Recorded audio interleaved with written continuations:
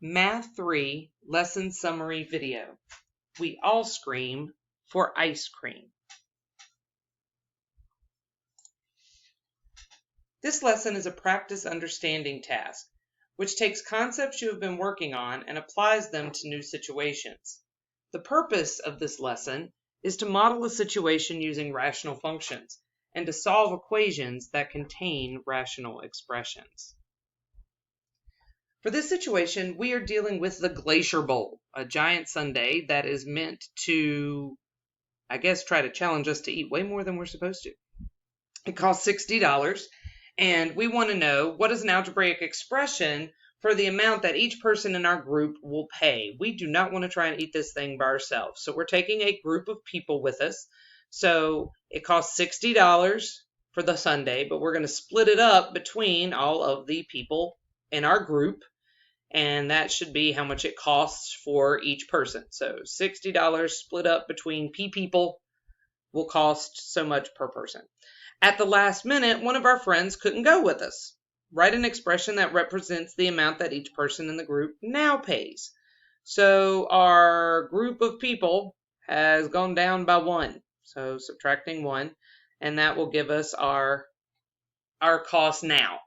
So this is what we actually end up paying because one of our people dropped out.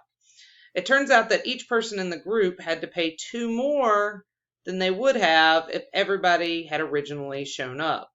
So this was what we ended up paying, 60 over p minus 1, because this was what the person that dropped out. And this ended up being $2 more than what we would have originally paid. So when that person was still in the group, it was cheaper because we had more people to split it between, and it actually ended up being $2 whole more than what that original cost would have been.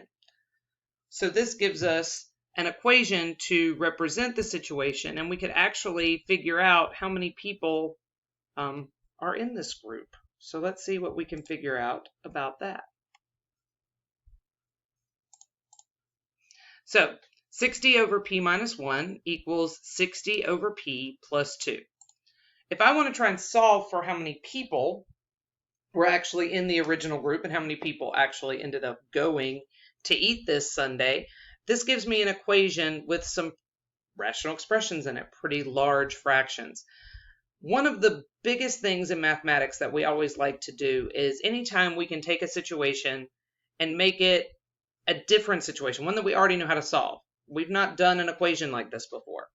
But anytime we can take an equation or a problem that we've never done before and make it like a problem we have done before, this is a very mathematical way of approaching problems. I don't really know how to solve problems with fractions in it, so I just want to get rid of the fractions.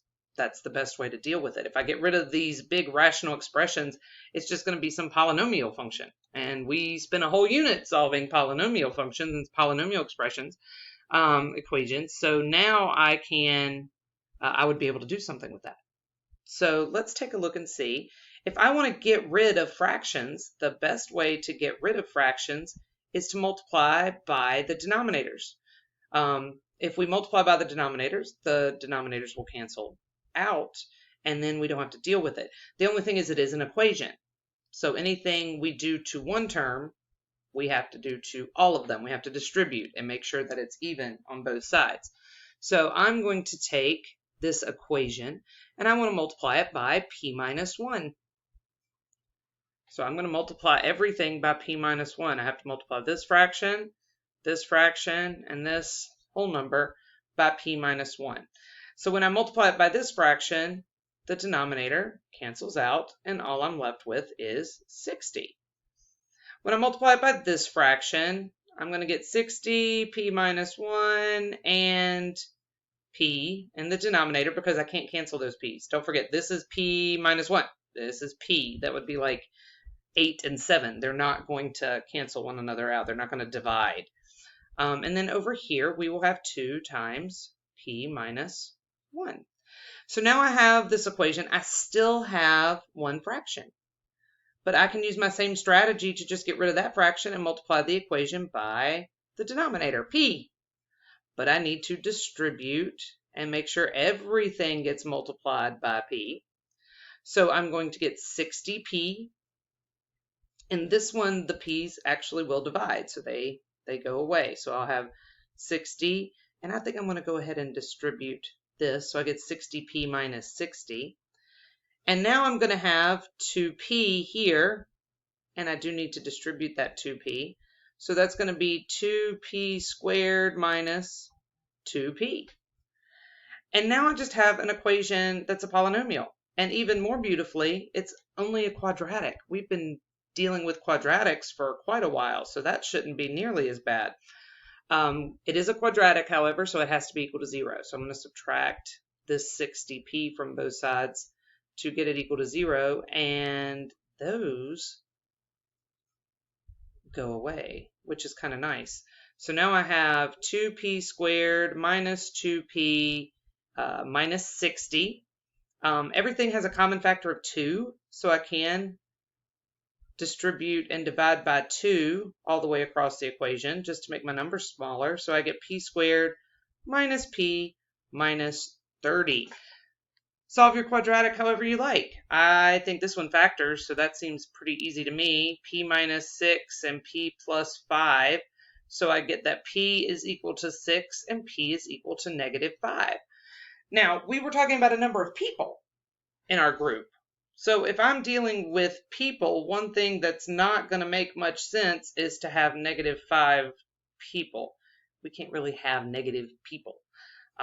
So it looks like we originally had 6 people in our group, and then when somebody dropped out, we only had 5 people. So when there were 6 people, it cost $10 per person, and then when one dropped out and there was only 5 people, it cost $12 per person. And so that actually seems to match up. Now, this is only one of our strategies for solving equations. Don't forget we have multiple representations. So this was how I could solve it using the actual equation, but I could have also solved by looking at a table. So if I had looked at a table, if I had taken one side of the equation, the 60 and the over p minus 1, and just substituted 2, 3, 4, 5, 6, 7, and figured out what those were equal to, and then taken the other side of the equation and made a table and substituted 1, 2, 3, 4, 5, 6. And then what I'm looking for is where were these the same? And if we look here, 6 was equal to 12 and 6 was equal to 12. This was the only place where they had the same y value. You're looking for where the y value is equal. Now, notice also when I was solving by a table, since it was a real life situation, I only did the positive numbers because those are the only ones that made sense in this context, in this situation. So I didn't get the negative 5 answer because the negative 5 answer doesn't make sense in this situation. We could have also solved it by graphing. And don't forget, when you solve by graphing, you take one side of the equation and graph it. So we graphed 60 over p minus 1, and then we'd have to take the other side of the equation, 60 over p plus 2, and graph it. And we're looking for where they intersect one another. And we did get the same two answers, 6 and negative 5. Notice they do both show up on the graph. But yet again, the negative 5 just doesn't make sense in the context of the problem. We can have negative 5 people, so we're not going to use that solution. So we have multiple ways that we can go about solving. You can solve algebraically with the equation, you can solve by looking for where it matches up on a table, or you can solve by graphing. Now this was a problem in context. Oftentimes in classes you will be doing things that are not necessarily in context, but we use our same strategies. You can solve it algebraically, you can solve it using a table, you can solve it using a graph. So if I'm going to solve this equation with rational expressions in it, the easiest way for me to do that is to get rid of the fractions. I do want to factor first. That's just theme. Like, you got rational expressions, factor everything. So this would actually factor to be x plus 3 and x minus 2, two numbers that multiplied to equal negative 6, but when you add them, we got positive 1, which works out great because that's got a couple of things in common, so maybe we can get things to cancel out or to divide out a little quicker. So I want to get rid of a denominator. So I'll get rid of the first one. I'm going to multiply by x plus 3. Don't forget to distribute it to all of the terms.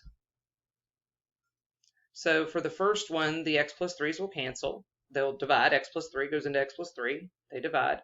So that's just going to leave us with x.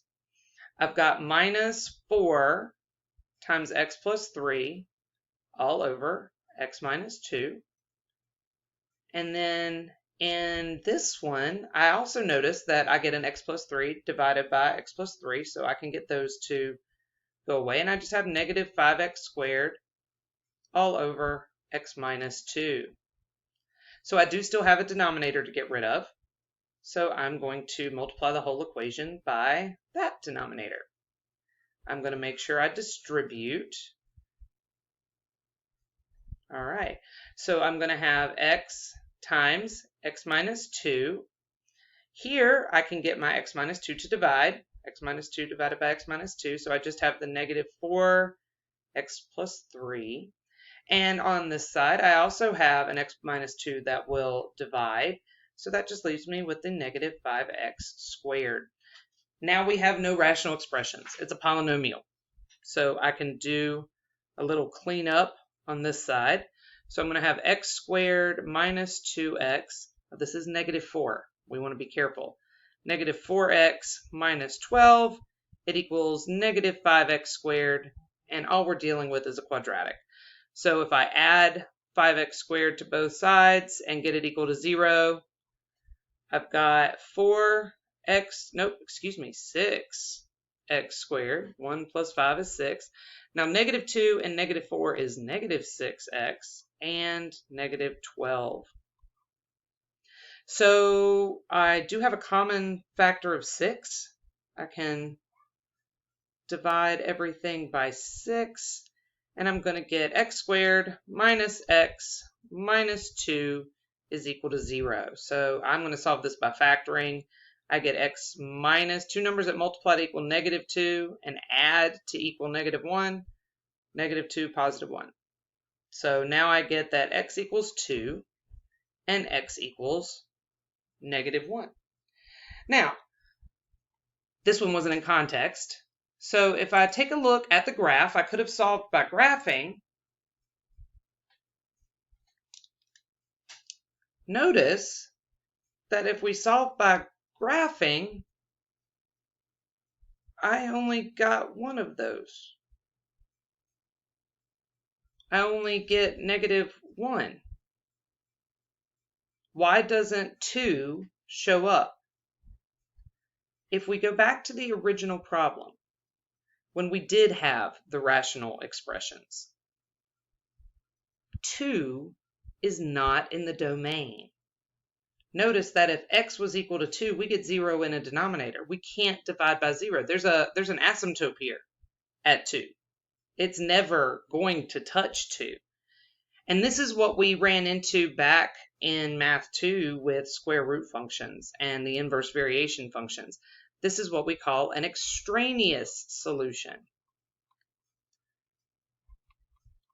When we rewrote our rational expression equation as just a polynomial equation, we followed all completely legitimate mathematical rules to do that. But then we're solving the polynomial equation. 2 was a solution to this polynomial equation. But 2 is not in the domain of this original function. And so it doesn't actually work for this situation. It's not part of the domain. And so it's not a solution to this equation. It's an extra solution. This is different than the situation we had before where we had an equation. The negative 5 was a solution to that equation. It was in the domain of the equation. It wasn't in the context of the problem. So that is slightly different than an extraneous solution. In that context, that solution was not something that would work. But as far as mathematically, it worked for the equation.